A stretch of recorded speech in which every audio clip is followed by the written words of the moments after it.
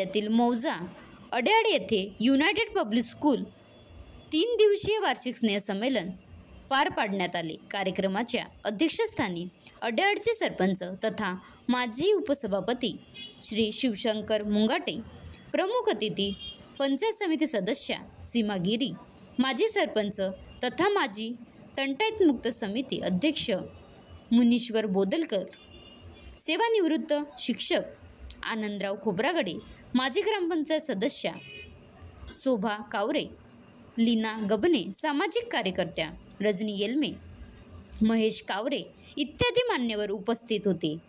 तसेच अतिथींनी महापुरुषांच्या प्रतिमेचे पूजन करून दीपप्रज्वलन करून विद्यार्थ्यांना मोलाचे मार्गदर्शन केले।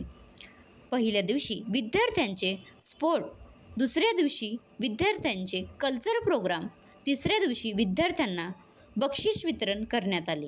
कार्यक्रमाचे प्रास्ताविक UPCचे प्राचार्य प्रवीण गेडामसर यांनी केले। सूत्रसंचालन रोशनी मॅडम, सुप्रिया मॅडम यांनी केले। कार्यक्रमाच्या यशस्वीतेसाठी कॉन्व्हेंटच्या शिक्षिका सबा शेख, करुणा गजभिये, प्रिया पाटील, प्रतीक्षा गजभिये, सलमा शेख, विश्वेश्वर मलोडे, विद्यार्थी प्रतिनिधी मनश्री गबने, कपिल रामटेके यांनी केले। आभार प्रदर्शन UPC उपप्राचार्य सौ खानाकुरे मॅडम यांनी केले।